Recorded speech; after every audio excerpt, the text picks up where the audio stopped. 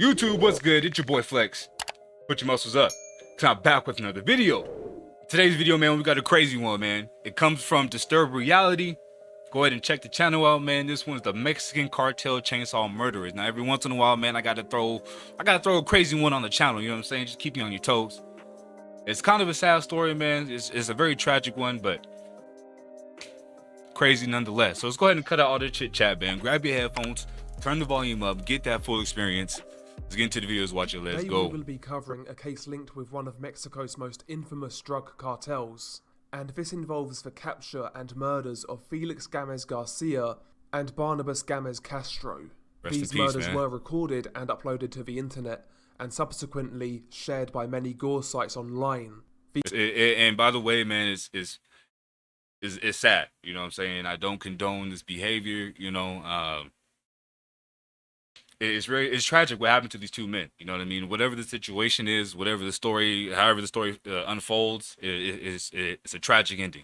Point blank, period. The victims in the video were Felix Garcia and his uncle Barnabas Castro. These men in the video worked for the notorious Sinaloa cartel, run by Joaquin Guzman, better known as El Chapo.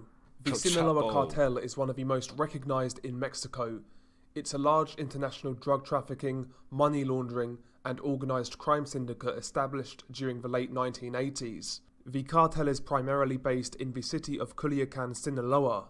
The United States intelligence community considers the Sinaloa cartel to be one of the most powerful drug trafficking organizations in the world. It's crazy how powerful these organizations are. You know what I mean? For them to be this powerful, for them to be known, you know what I mean? Like the governments in multiple countries know about you guys and know how you guys organize, how you guys operate, and you guys are still operating.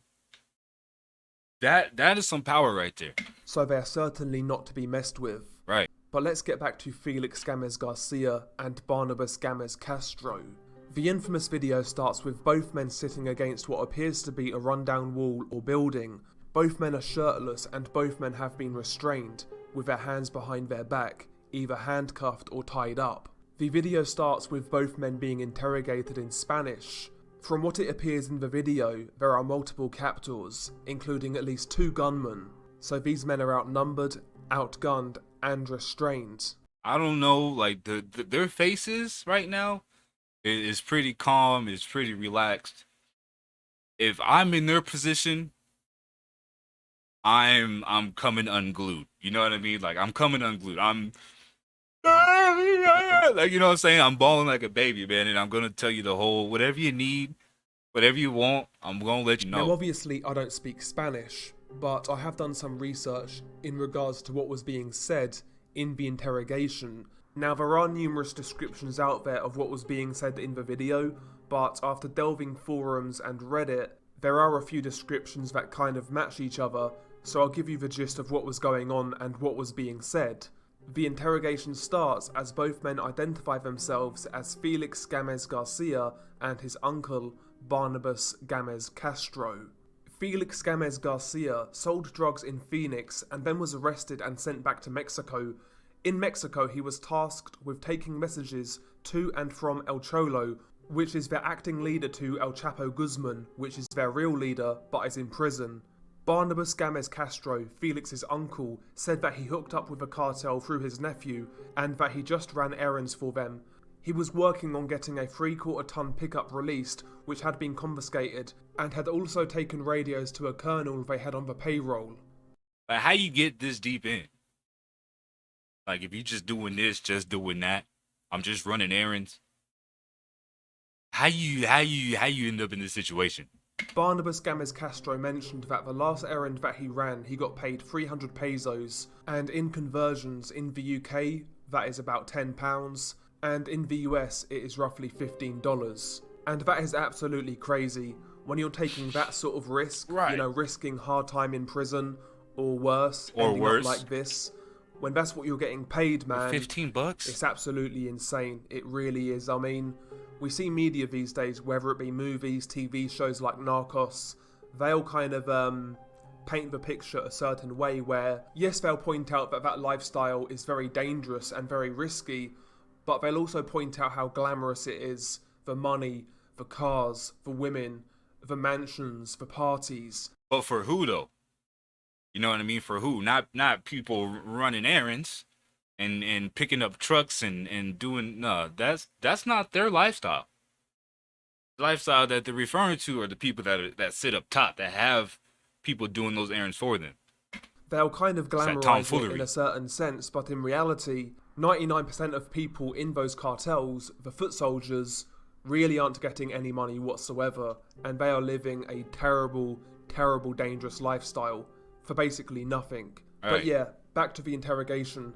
Essentially, both men went on to say not to steal from the cartel, and that if you witness something, just keep your mouth shut and avoid these people. The uncle, Barnabas Gamez Castro, said that he wanted to tell people not to get mixed up in this because it wasn't worth it, and he said that he and his nephew's lives were now worthless, and that was all he had to say.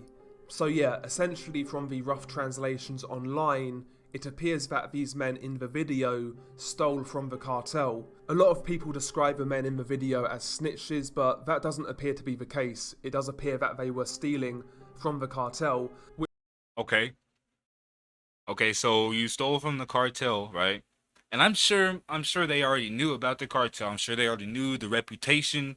You know what I mean? I'm sure they already knew the things that they do to people. You know, and they still decided to put themselves in the situation. Like I said, the situation is tragic. The way it ends is tragic. No matter how you spin it, but it's like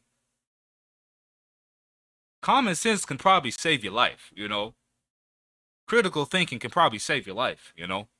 Which is hardly any wonder when these guys are getting paid 300 pesos per job. But that is the interrogation in a nutshell. After that, it gets bad. Really bad. But at the same time, I also have to add, it's like when you're in a desperate situation, right, and you really need to feed your family, feed yourself, you know, you just need to survive. You know, you'll do anything.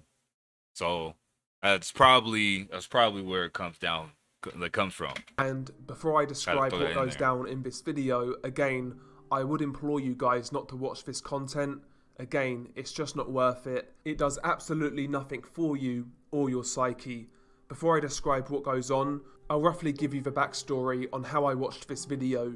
Now, I saw this video shortly after it came out, and if memory serves me correct, that was around 2011 or 2012. It was one of those 2 years. I was definitely still at college, so I would have been around 17 years old, and at that time, you know, I was still going through my edgy teenager phase, and when this video came out, it actually got quite a bit of traction online, not quite as much as Three Guys One Hammer, which I covered previously, but quite a few people were talking about this online, and even amongst each other. But yeah, ultimately I watched this video at college, we was all on lunch break, and one of my friends got it up on his phone. And I think we've all been through that stage, right? I'm pretty sure all of us at one point in time have looked up these gore websites and watched some of these videos. Like this one in particular, I've never watched. You know, I have a hard time watching this type of stuff in the first place. Uh, so I you know, I see why I didn't watch it, but I just don't understand how people can just sit down and watch this stuff and be okay with it, you know. But we've all been through that, man. We've all And had like the time. little edgelord that I was back then, I decided to watch it, and here's essentially how it went down. As I was previously describing, the start of the video is just the interrogation, both men sitting against the wall, being interrogated. Once the interrogation ends, that's when the murders take place, and the first guy to be murdered is the uncle, Barnabas Gamez Castro, and he actually had his head sawed off by a chainsaw. Obviously, that's an extremely brutal way to go. A lot of blood. The blood was actually spraying on his nephew, Felix Garcia. And yeah, Barnabas Gamez Castro got decapitated by a chainsaw, and it all happened rather quickly. Again, still, even in this instant, there's no facial expressions. You know what I mean? Like they don't look happy, right? But they don't look like they're about to be, you know, beheaded type deal. You know what I'm saying? Like they just don't look like two men who are no longer going to be on this earth within a few seconds. It's just my opinion. Cause me, First off, you're not even gonna have the option to get my head. I'm ducking and diving, man. You're gonna really have to hold me still. That's just me though. was all done within a few seconds. So yes, extremely brutal way to go, extremely visceral, but ultimately it was a quick way to go. A lot of these cartels are known for long drawn out and excruciating deaths for their enemies, and some may say that Barnabas was lucky to have his life ended so quickly. I do believe that was for a reason. Obviously his nephew Felix Garcia seemed to get him involved, and his nephew Felix Garcia seemed to have deeper ties with the Sinaloa cartel. So Barnabas had his head decapitated by a chainsaw. By the way, the striking thing about this video from what I remember was how nonchalant the guys were in accepting their fate. They wasn't kicking, So I'm not they the only wasn't one. screaming, they basically accepted what was coming to them. So yeah, Barnabas was decapitated with a chainsaw, but unfortunately for him, he didn't have such a quick demise. Bear in mind that he saw his uncle just get decapitated with a chainsaw, and now it's his turn. He gets decapitated, but not with a chainsaw. Felix Garcia is decapitated with a hunting knife. This method took far longer than the chainsaw. I would estimate that it took around 2 minutes to complete the job. Throughout this time, Felix Castro was alive throughout most of it. The captor begins sawing his neck with a hunting knife, and throughout this you can hear Felix Castro struggle, gurgling on blood, struggling for breath obviously, and the noises throughout the second decapitation in this video were hideous, to be honest. That's one thing I remember from this video, watching it way back when. I can just picture, I can just imagine, like I feel like I'm watching it, you know, mentally. Like I can just mentally just see it and I can feel it, and it just you know what I'm saying? It gives you that feeling in the bottom of your stomach that kind of just comes up and just comes. Yeah. It's the Yeah. noises of Felix Garcia that got me. And yeah, there was a lot of blood, and he was feeling every bit of it for as long as he was alive. But eventually they do decapitate him, and they hold his head to the camera and place his head on his torso. And that essentially was the video.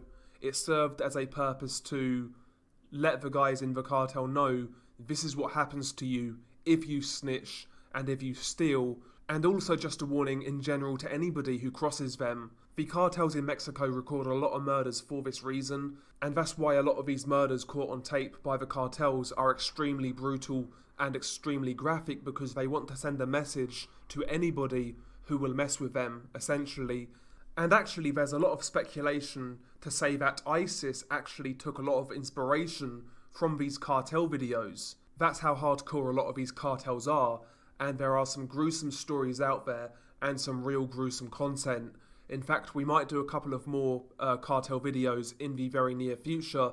This could be in fact a little mini-series. Maybe we'll call it Cartel Hell or something like that, but yeah, that's the video. Again, I would highly implore you guys not to watch this video. It just isn't worth it. I watched this video many years ago when I was a teenager, and I certainly wouldn't watch this video again. And like I mentioned in the previous video, I wouldn't watch gore videos just for the sake of, you know, YouTube.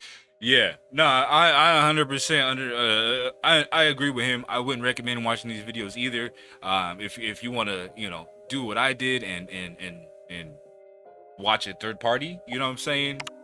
We can do that. Let me know if you guys enjoy this type of content, man. Other than that, man, you guys know what to do. Obviously, stay away from the cartel and put your muscles up. It's your boy Flex. I'm out here. Peace.